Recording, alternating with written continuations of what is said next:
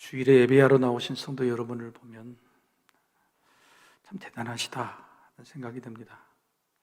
주중에는 가정에서 또 세상에서 각자의 직업 하시는 일에 열중하시다가 주말이 되면 좀 쉬셔야 되는데 이렇게 이른 아침 잠을 쪼개서 예배에 참석하시고, 또 어떤 분들은 사역을 위해서 이렇게 애쓰시는 모습, 그리고 지쳐서 돌아가시는 그 모습을 보면 제 마음이 늘 짠하기도 하고 미안하기도 하고 또 감사한 마음이 듭니다. 이제 코로나가 끝나면 교회 사역이 조금 더 이제 많아질 텐데, 제 마음속으로 지금도 애쓰시는데 어떻게 더 부탁을 드려야 되나 하는 고민이 있습니다. 하지만 이런 부탁을 드리기 전에 성도 여러분들이 기쁨으로 그것도 자원해 주시면 얼마나 좋을까 하는 기대도 있죠. 사실 이런 목회자의 기대보다도 성도가 직분을 감당하고 또 기쁨과 자원함으로 임한다는 것은 스스로에게도 본인에게도 참으로 유익한 일입니다. 여러분, 목회자라고도 다르지 않습니다. 목회자를 둘로 나눌 수 있죠. 목회를 갈수록 기쁨으로 담당하는 목회자, 아니면 갈수록 일로 대하는 목회자, 둘이죠. 단순하게 설교에 관한 것을 비교해 보자면 설교가 쉽지 않습니다. 준비하는데. 그런데 설교를 준비하는 일이 고역인 목회자와 설교를 준비하는 일이 늘 기쁨과 기대가 있는 목회자, 이렇게 둘로 나눌 수 있죠. 저 자신도 늘 이 고민 사이에서 왔다 갔다 하죠. 은퇴하신 어떤 원로 목사님이 그런 말씀하셨어요. 평생에 정말 잘하신 한국에서 가장 유명한 목사님인데도 자신의 인생이, 자신의 목회가 51대 49였다. 설교를 할 때도 51일이 있고 49가 있을 때도 있고, 또 목회를 했을 때도 49가 있을 때도 있고 51일, 불과 2차인데도 불구하고 마음이 이랬다 저랬다 하더라, 이런 것이죠. 자원함과 기쁨이 생긴다, 참 어려운 일입니다. 여러분, 찬양대가 찬양하는 거 기쁨입니까? 일입니까? 우리 찬양단 대답 한번 해보시죠. 기쁨입니까? 일입니까? 아주 그냥 담대하게 대답하시죠. 그렇죠? 여러분, 안내하는 분들 기쁨입니까? 일입니까? 안내자들 안 계신가요? 자, 오늘 예배하는 여러분, 예배하는 일이 기쁨입니까? 일입니까? 기쁨이죠. 복 받을지어다. 여러분, 이게 제 말이 아니라 하나님께서는 자원함과 기쁨이 아니면 받질 않으세요. 심지어는 구약 성경에 보면 역겹다 그러세요. 역겹다. 내 겉으로는 억지로 드리는 이것들이 화려하지만 네 마음은 일이잖아. 네 마음은 기쁨이 없잖아. 자원함이 없잖아. 내가 안 받겠다 하시죠. 그래서 자원함과 기쁨의 사역, 자원함과 기쁨으로 드리는 직분, 자원함과 기쁨으로 드리는 예배, 정말 중요한 것입니다. 우리에게 복이 되는 거죠. 사도 바울은 아들 디모데가 목회자로서의 첫 발을 디디. 그런데 그 디디는 첫 발에서 어떻게 하면 목회를 잘할 수 있을까 제안을 하죠. 그 중에 첫 번째 제안이 뭐냐면 바로 직분자를 세우라, 동역자를 세우라는 것입니다. 그런데 그 동역자를 세울 때 네가 나이가 어리니까 가서 부탁하지 말라는 거예요. 이거 좀 해주세요. 이 일 좀 해주세요. 그럴 필요가 없다는 겁니다. 왜요? 수없이 많은 교회를 개척하고 수없이 많은 직분자를 세웠는데 그들 중에 기쁨과 자원함으로 그 일을 감당한 사람은 복을 받더라는 거죠. 엄청난 유익을 누리라는 거죠. 그러니까 네가 성도들을 직분자로 세울 때에 비굴하게 이야기하지 말고 이건 복 받을 일이라고 하면 당신에게 좋은 일이라고 말하라고 하는 겁니다. 본문 마지막 13절에 그렇게 말하죠. 13절이죠. 집사의 직분을 잘한 자들은 아름다운 지위와 그리스도 예수 안에 있는 믿음의 큰 담력을 얻느니라. 집사뿐만 아닙니다. 모든 직분자는 두 가지 유익을 얻는, 하나는 아름다운 지위, 두 번째는 그리스도 예수 안에 있는 믿음의 큰 담력을 얻습니다. 자, 아름다운 지위가 뭘까요?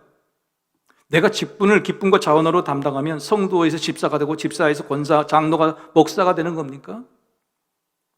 물론 원어적인 의미로는 한 계단 한 계단 올라간다는 뜻인데요. 여기서 올라가는 것은 지위가 아닙니다. 지위가 아니라 아름다움이 올라가는 겁니다. 아름다움이 올라가는 거예요. 아름답다는 말은 예수님께서 이런 말씀하셨죠. 좋은 나무에 나와 붙어 있으면 좋은 열매를 맺는다. 그래서 좋다 이런 뜻이죠. 좋다. 자기에게 주어진 직분, 그 사역, 그게 예배든지 봉사든지 헌신이든지 그걸 자원함과 기쁨으로 감당하면 너의 아름다움이 더욱 좋아진다는 거죠. 네 삶이 더욱더 아름다워진다는 거예요. 물론 우리 직분을 감당하는 목적이 사람들의 칭찬이 아니라 주님의 칭찬이겠지만 결과적으로 덤으로 없는 기쁨이 바로 우리 동료들, 이 공동체에 참 아름답네, 볼수록 좋네 이런 칭찬을 받는 거죠. 나쁜 게 아니에요. 어떻게 작은 유익이라고 하겠습니까? 어제 토요일 날 새벽에 설교를 다시 한번 훑어보고 정리하는 그 시간 새벽에 전화가 왔어요. 목사님, 기도 좀 해주세요.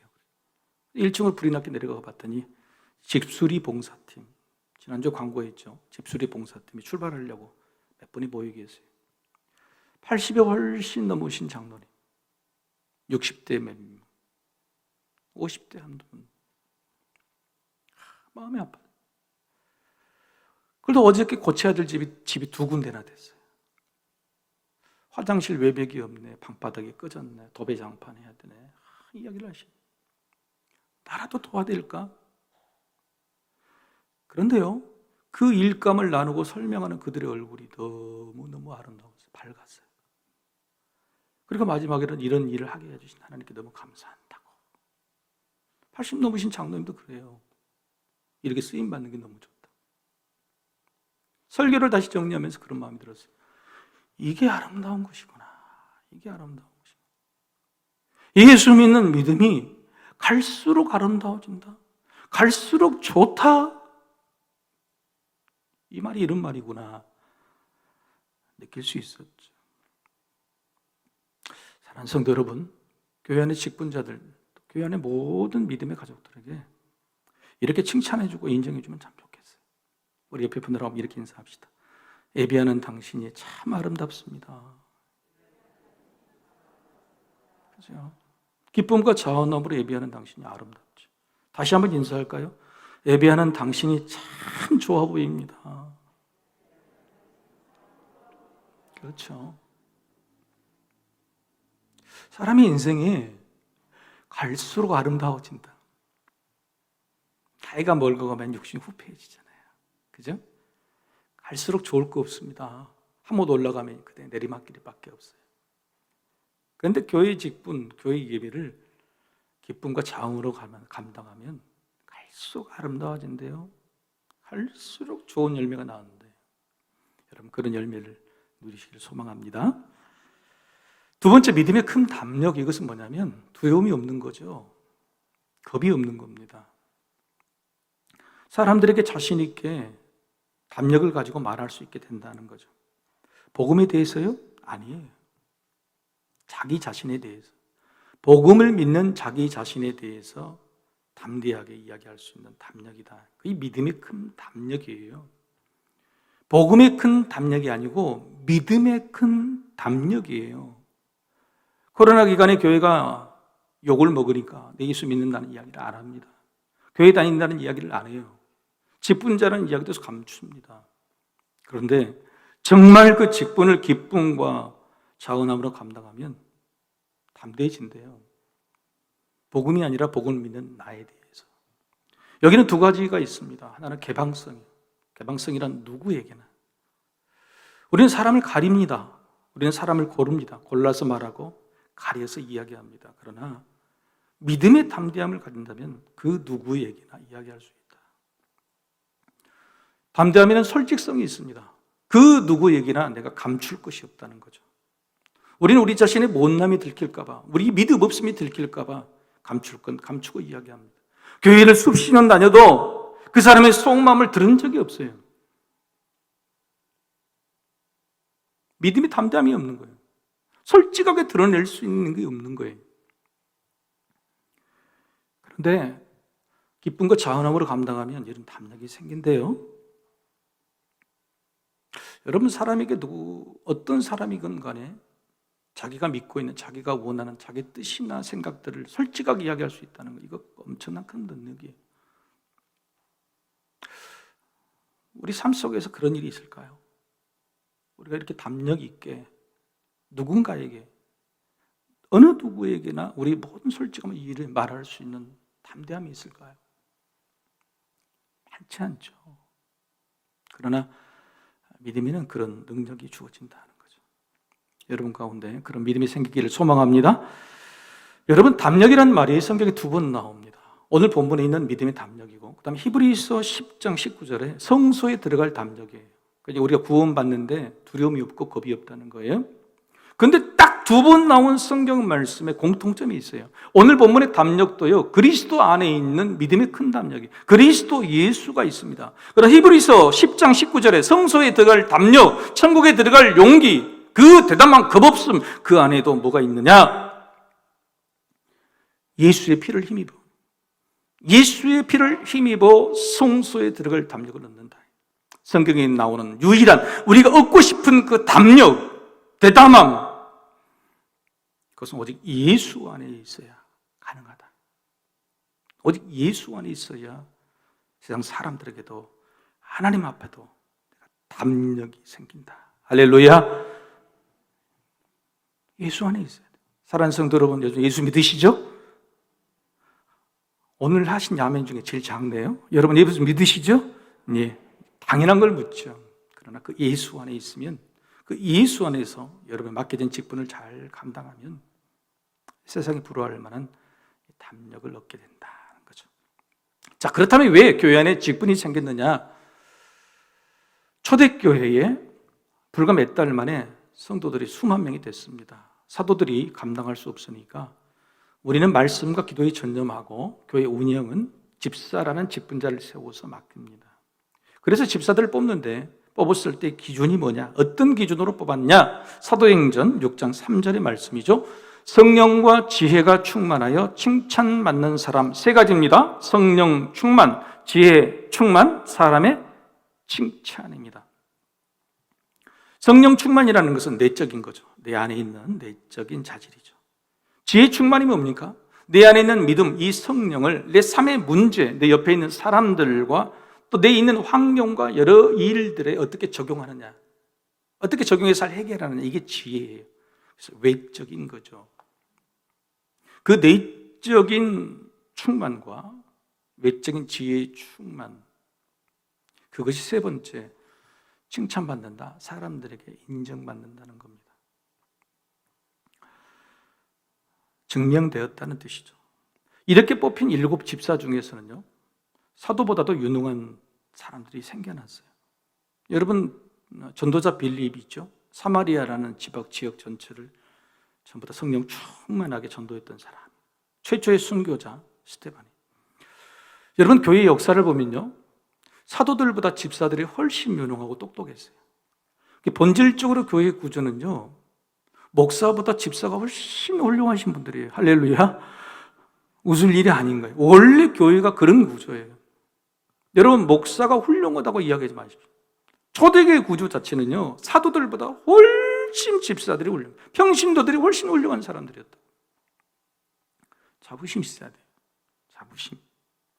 이게 초대교회가요, 사람을 이렇게 뽑았기 때문에, 뽑힌 사람이 그 직분을 제대로 감당했기 때문에 부흥하게 된 거죠. 아버지 바울은요, 아들 디모데가 이제 목사가 되었습니다. 문제 있는 에베소 교회의 목회자가 되는데 성공하기를 바랬어요. 그래서 그 첫 번째 성공의 비결을 알려주는데, 그게 직분자를 뽑아내는 겁니다. 초대교회 부흥의 비결이 30년 전에 초대교회는 이렇게 부흥했단다, 이렇게 문제를 해결했단다. 그러니 너도 직분자를 잘 뽑아라. 그런데 저는 오늘 본문을 보고 이해가 안 갑니다. 심지어는 사도 바울이 미쳤나? 왜요? 초대교회 직분자를 뽑는 조건은 3가지죠. 성령 충만, 지혜 충만, 사람으로 칭찬인데, 여러분 오늘 본문을 보셨죠? 조건이 몇 가지입니까? 20가지가 넘어요. 당시 에베소 교회는 문제가 많은 교회였어요. 남자들이 화를 내고 여자들이 남자들을 무시하고 온갖 거짓 교사와 이단들이 판을 치는 교회였어요. 그런 교회에 20가지가 넘는 조건에 합당한 자를 찾아서 직분자로 세울 수 있을까요? 초대교회의 조건은 3가지뿐인데 어떻게 사도 바울은 아들 디모데에게 불가능한 이야기를 하는 거예요. 이런 사람을 고르라고요. 심지어는 오늘 보면 여러분 10절에 보면 이런 사람을 먼저 시험까지 보래요. 시험에서 증명되면 뽑으라는 거예요.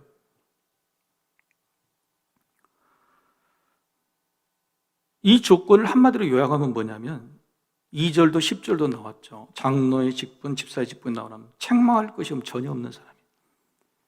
책망할 것이 전혀 없는 사람, 이걸 다른 말로 표현하면 완전한 사람. 불가능하죠. 디모데는 이 아버지 바울의 기준대로 직분자를 뽑았습니다. 그런데 디모데 후서를 보면요, 이 직분자들을 사용하지 않았어요.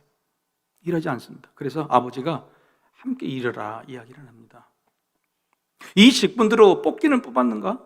아니면 뽑기는 뽑았는데 조건에 합당하지 않는 사람들이었는가? 알 수는 없죠. 당시도 엄청난 힘든 어려운 조건이었다. 그런데 우리는요, 지금 모든 교회에서 직분자를 뽑을 때 바로 이 디모데전서 오늘 본문을 참고를 합니다. 만약 그렇다면 이것은 사람을 뽑는 기준이 아닙니다. 사람을 평가해서 내치는 조건이에요. 지금 청문회를 통해서 수많은 사람의 감추어진 모든 것들을 드러내서 쫓아내린, 낙마시키는 것과 똑같은 일이에요. 여러분, 우리는 지난 교회 선거 때 이런 기준들을 제시하지 않았습니다.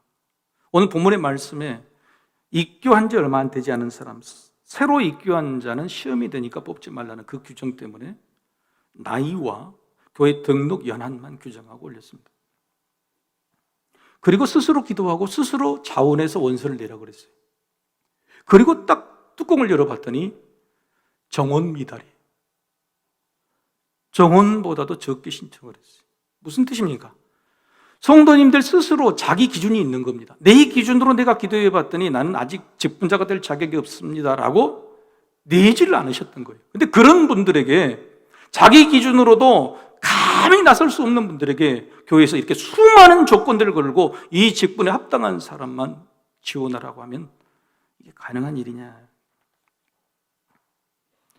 솔직하게 뽑힐 사람 많지 않습니다. 그리고 목회자인 저 또한 예외가 아니에요. 저도 자격 미달이에요. 따라서 오늘 본문을 그대로 적용할 수 있느냐? 사도 바울도 이 본문을 그대로 적용해서 뽑으라는 뜻이 아니고 이게 성도의 신앙 발전의 기준이 되는 겁니다. 앞으로 교회가 직분자가 되었을 때에 이런 직분자가 되어야 된다는 기준을 만든 거예요. 뽑는 기준이 아니라 뽑히고 난 사람들, 그리고 뽑히면 이렇게 되어야 된다라고 이야기하고 있는 것이죠. 결국 장차 뽑을 사람이 아니라 이미 뽑힌 우리의 모습을 이에 반추해서 비추어 볼 그런 좋은 기준이 된다는 겁니다. 사실 예수님도 그렇습니다. 예수님이 사람을 뽑으실 때 세 종류의 사람을 대하셨어요. 첫 번째는 어떤 사람이냐? 된 사람. 한번 따라해 볼까요? 된 사람. 된 사람, 이미 되었다고 생각하는 사람. 된 사람은 예수님이 어떻게 대하셨죠? 굉장히 많이 교만하지 말라고 꾸중하셨죠. 경고를 주셨습니다. 먼저 된 자가 나중 된다고 말씀하셨고, 특별히 종교 지도자, 내가 됐다고 생각하는 사람, 이미 되어버린 사람, 지혜에 오른 사람에게 예수님이 계속적으로 아주 엄중한 경고를 주셨어요. 우리는 된 사람입니까? 예수님께서 된 사람을 쓰셨습니까? 자, 두 번째, 되어가는 사람입니다. 되어가는 사람. 아직 완성되지는 않았지만 되어가고 있는, 발전하는 사람이에요. 자, 예수님께서 뽑으신 제자들 12명, 그들은 된 사람도 아니고 그러면 되어가는 사람입니까? 아니에요. 3년 동안 제자들을요, 되어가지 않았어요. 되어가는 것처럼 보였지만 되어갈 수 없었어요. 예수님이 직접 신중하게 고른 12명의 제자마저도 그런데 예수님이 수많은 직분자들을 된 사람 아니면 되어가는 사람을 뽑겠습니까? 예수님 그러시지 않았어요. 수많은 사람을 찾아다녔을 때 된 사람도 아니고 되어가는 사람도 아니고 이 세 번째 사람 누구냐? 되고자 하는 사람, 되고자 하는 사람을 찾아다녔어요. 묻습니다. 예수님. 믿고자 하느냐? 낫고자 하느냐? 나를 따르고자 하느냐? 이렇게 말씀하셨어요. 믿고자 하느냐? 낫고자 하느냐? 따르고자 하느냐? 되어가고자 하느냐? 그런 마음이 있는 사람, 바로 그 사람을 찾으시고 그 사람을 선택하셔서 사용하셨던 거죠. 여러분, 예수님의 기준도 그러할진데 오늘 사도 바울이 제시한 이 직분자의 기준을 다시 한번 분석하고 해석하면 세 가지 조건이 됩니다. 예수님의 이 말씀, 예수님의 기준, 인선 기준에 따라서 이 말씀, 오늘 본문의 말씀을 다시 한번 재조합하면 세 가지 기준입니다. 첫 번째는 뭐냐면 사도 바울이 제시한 직분자의 조건은 첫 번째 신앙 균형입니다. 한번 읽어보실까요? 신앙 균형입니다. 신앙 균형이란 안과 밖의 균형입니다. 내 안에 있는 믿음, 그리고 내 밖에 있는 말, 삶의 태도의 균형. 그리고 한 가지 더 균형이 있죠. 안과 밖의 균형. 가정 안에서 안과 가정 밖에, 세상과 교회에서의 균형이 안과 밖의 균형을 이야기하는 겁니다. 이런 분들이 있죠. 안에서는 잘하고 밖에서는 못하는 사람. 있어요, 없어요? 있죠. 밖에서는 잘하는데 안에만 들어오면 잘 안 하는 사람, 잘 못하는 사람 있습니까? 없는 척하고 계세요. 다 했잖아요. 여러분, 균형이 없으면요 자기 자신이 힘듭니다. 안에서 불편하면 밖에 가서는요 거짓말하게 돼요. 자신의 가정이 힘들면요 밖에 나가서 집 괜찮아지, 잘 살지 그러면 어떻게 힘들다고 말해요. 그냥 거짓말 할 수밖에 없어요. 밖에서 불편하면요 안에 와서 쉴 수가 없습니다. 밖에서 힘든 일을 안에서 말도 못하니까요 끙끙대면서 안에도 쉴 수가 없게 되는 거예요. 안과 밖의 균형이 이렇게 중요해요. 때때로는요 밖이 불편하면요 안에 들어와서 왜 집구석이 이러냐고, 반찬이 이러냐고 짜증내는 사람 있어요, 없어요? 있죠. 밖이 불편하면 안에 탓을 하고요 안이 불편하면 밖에 나가서 화를 내고 털로 엎어져요. 여러분, 불균형은 겉으로 잘 드러나지는 않습니다. 모르죠, 자기 밖에. 그런데 이건 시한폭탄과 같습니다. 시한폭탄. 그래서 안과 밖의 균형이 굉장히 중요해요. 사도 바울은 바로 이런 문제를 이런 기준으로 살펴보라고 합니다. 5절 말씀이죠. 같이 한번 읽겠습니다. 시작. 사람이 자기 집을 다스릴 줄 알지 못하면 어찌 하나님의 교회를 돌보리요. 여기 두 가지 말이에요. 안에서는 다스리고 밖으로는 돌보라 합니다. 안으로는 다스리고 밖으로는 돌보라. 그런데 여기서 밖으로 돌보라는 뜻은 사랑이라는 말은 여러분 잘 아실 겁니다. 그죠? 밖을 돌보라는 거죠. 그런데 안에서 다스리라? 여러분의 가정을 막 다스려야 되는 거예요? 막 다스리는 식으로 해야 되는 거예요? 그게 균형이 맞는 거예요? 아닙니다. 내 안의 문제나 내 가정 안의 문제 안에는 다스리라 이 뜻은 뭐냐면 절제를 말해요. 절제. 내 영혼 절제하라 안에서. 내 가정에서 내가 절제하는 것이 다스린 거예요. 자녀를 화나게 하시면 안 돼요. 집에서 화내시면 안 됩니다. 그래서 오늘 본문의 조건들, 수십 많은 열 몇 가지의 조건들의 대부분이 뭐냐면 전부 자제력입니다. 스스로 절제하는 능력, 절제, 신중, 단정, 관용, 술과 구타, 다툼, 돈, 전부 다 절제력을 이야기하고 있어요. 성도 여러분, 내 영혼에 자제력이 있습니까? 삶의 가장 안쪽에 내 가정에 우리는 자제력이 있습니까? 그 자제력이 다스리는 거예요. 안에서 자제력이 발휘된다면 밖에서는 그 자제력이 능력이 됩니다. 왜냐하면 세상에서는요 자제력이 없어요. 자제하지를 않아요. 절제를 않습니다. 세상은. 그래서 안을 다스리는 사람, 자기 가정에서 절제력, 자제력을 세운 사람은요 세상에서는 굉장한 능력을 발휘할 수 있는 거예요. 이게 바로 신앙의 균형의 이점 유익입니다. 안과 밖의 신앙 균형. 자, 두 번째 조건은 뭐냐면 신앙 양심입니다. 신앙 양심. 안과 밖에서의 신앙 균형이라는 것이 말처럼 쉽지 않죠. 대부분 사람들은 눈에 보이는 밖에만 치중하고 안은 그냥 덮어버리거나 스스로 용서해버리죠. 그렇잖아요? 여러분, 이스라엘 종교 지도자들이 예수님께 굉장히 꾸중을 들었죠. 그 이유는 뭐냐면 안과 밖이 다르다는 거죠. 그리고 밖에만 치중하죠. 너희 안이 뭉그러뜨려지고 믿음이 아닌 것을 스스로 알지만은 왜 고치려고 하지 않느냐. 된 사람 아니에요. 되어가는 사람 아니에요. 되려고 하지 않느냐는 거예요. 종교 지도자들, 내가 지금 말씀을 전하는데 왜 받아들이지 않느냐 그런 거예요. 너희 틀리다가 알면서 왜 고치려고 하지 않느냐는 거예요. 그래서 예수님은 종교 지도자들에게 외식하는 자다 그랬어요. 외식이라는 것은 바로 이런 뜻입니다. 알면서도 아닌 것처럼 하는 거예요. 사도 바울도 오늘 디모데후서 4장 2절에 동일하게 말합니다. 같이 한번 읽어보실까요? 자, 시작. 자기 양심이 화인을 맞아서 외식함으로 거짓말하는 자들이다. 화인이라는 것은 인도로 지졌다는 거예요. 피부를. 근데 피부가 지지면 피부가 두꺼워지죠. 그러니까 감각이 무뎌지고 없어지는 겁니다. 말씀이 떨어지죠. 성령님이 나를 찌르시죠. 그런데도 불구하고 무뎌지고 둔감해지는 거예요. 내가 뭐 그래, 남들도 다 똑같은데 외식이다. 근데 이게 반대로 뭡니까? 반대말이. 화인 맞은 양심의 반대말이 뭐냐면 사도 바울은 오늘 신앙 양심이라고 그렇게 말하는 겁니다. 알게 되면 인정하고 고치려 하는 것. 다시 되려고 하는 것. 신앙 양심. 여러분, 신앙 양심이면 다른 말로 표현하면 오늘 제가 꼭 드리고 싶은 것은 바로 믿음과 삶의 간격을 줄이는 겁니다. 한번 화면을 보시고 같이 한번 읽어봅시다. 자, 시작. 신앙 양심이란 믿음과 삶의 간격을 줄이는 일입니다. 그리고 이런 신앙 양심이 그의 성품과 인격으로 나타나는 것이 신앙 인격입니다. 된 사람이 아니에요. 되어가는 사람도 아니고, 오늘도 제가 죄를 지었습니다. 오늘도 제가 참 못나게 굴었네. 오늘도 제가 화를 냈습니다. 오늘도 제가 양보하지 못했어요. 라고 인정하는 거예요. 그리고 오늘부터 다시 해보겠습니다. 솔직하게, 개방적으로. 사랑하는 성도 여러분, 우리는 신앙 양심 있는 성도일까요? 신앙 인격 있는 직분자일까요? 어려운 게 아닙니다. 오늘도 겸손하게 자신의 모습을 인정하고 적어도 외식하지 않으면 돼요. 외식하지 않으면.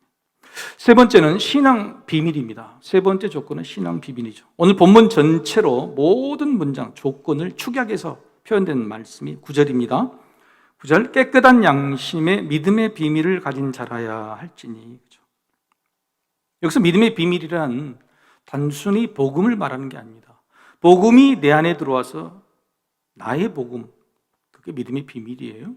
그래서 복음의 비밀이 아니라 뭐라고 그랬냐면 믿음의 비밀이라고 한 거예요. 믿음의 비밀. 복음을 믿는 너의 비밀, 너의 믿음의 비밀이 뭐냐는 거예요. 그래서 지금 복음을 말하는 게 아니고요. 복음이 내 안에 들어와서 어떤 복음이 됐느냐. 쉽게 표현하면 자기 간증이죠.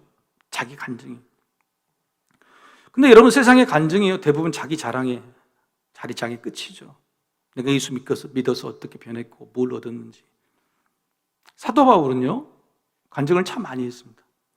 자기 간증을 많이 했는데 그게 내가 예수를 믿어서 받게 된 용서, 예수를 믿어서 받게 된 사도의 직분, 그게 아니었어요. 그게 본질이 아니었어요. 사도 바울은 늘 고백하는 것이 뭐냐면 다메섹 도상에서 예수님이 나를 만나주신 사건이었어요.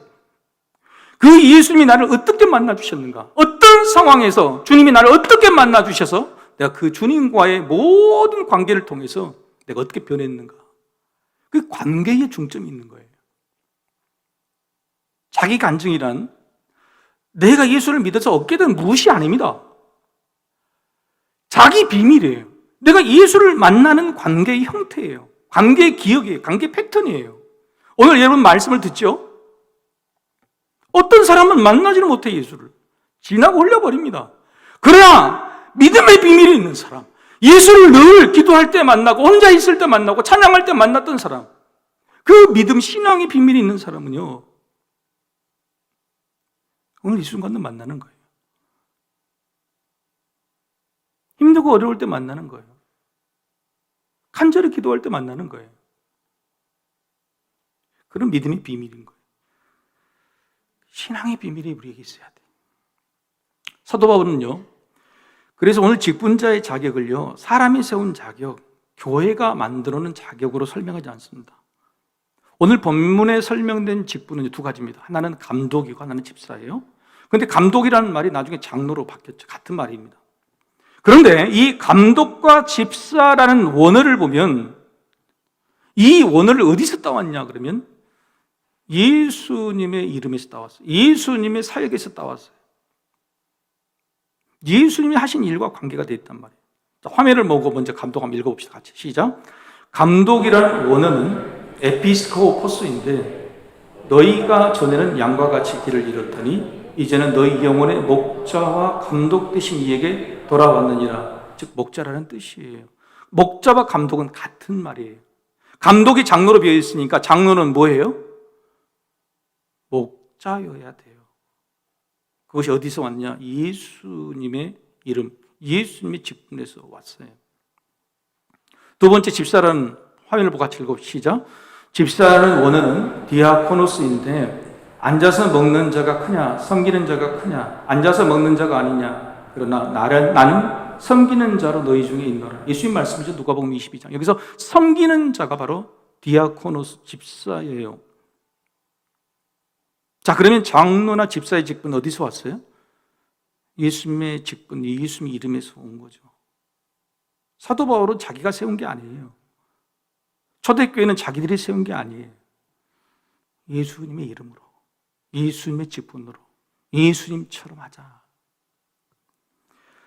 예수님이 하시는 것은 두 가지입니다. 설명된 대로 돌보는 목자와 섬기는 종입니다. 돌보는 목자와 섬기는 종. 여기서 조금 더 한번 살펴보죠. 여기서 돌본다는 말과 섬긴다는 말이 뭐냐? 여기서 돌본이라는 말은 히브리어로 파카드입니다. 파카드.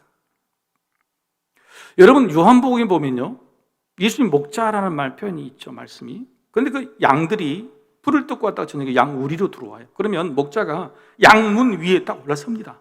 양문이 딱 올라섰어요. 양들이 들어올 때 양 한 마리 한 마리를 전부 다 봐요. 이름은 보이고 그들의 상태도 보고 어디 다친 것이 있는지, 배가 부른지, 오늘 먹었는지 못 먹는지 싹 살펴봅니다. 바로 이럴 때에 돌보다는 말, 파카다라는 말 쓰는데 원어적인 의미는 뭐냐면 바로 이 모습, 세다, 일일이 세다, 일일이 세다는 말이 있어요. 사랑하는 성도 여러분, 목자신 예수님께서는 오늘 여러분 예배에 들어온 저 문 위에서 이미 여러분 일일이 세셨어요. 여러분이 어떤 얼굴을 하고 있는지, 여러분이 얼마나 아픈지, 여러분이 꼴을 먹어서 배가 부른지, 배가 고픈지 다 보시는 거죠. 이게 바로 파카드, 돌본다는 의미, 목자라는 의미예요. 그러면 섬기는 것은 뭐냐?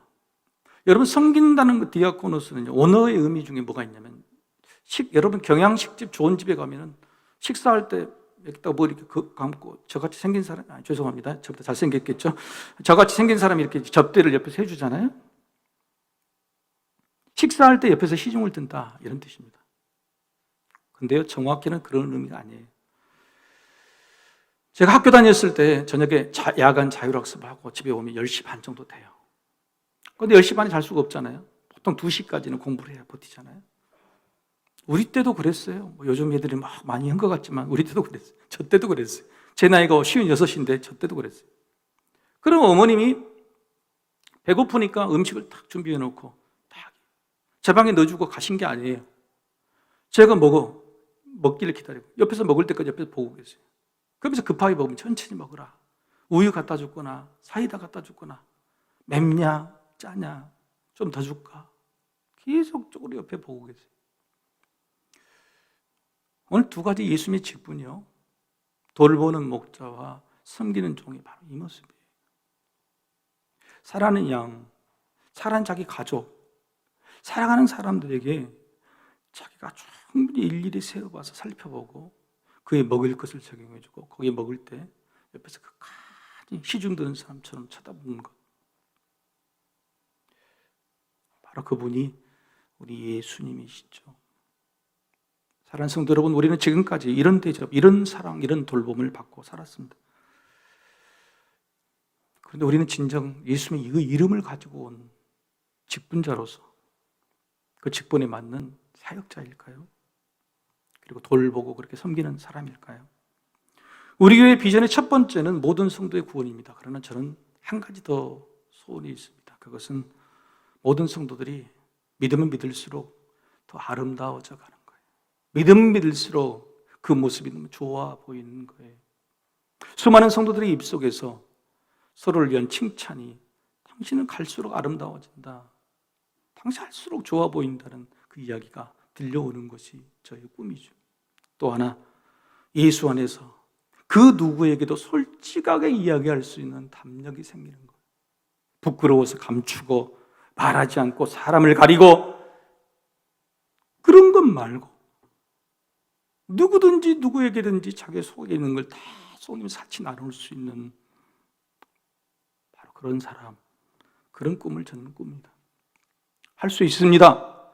한 계단씩 올라가면 됩니다.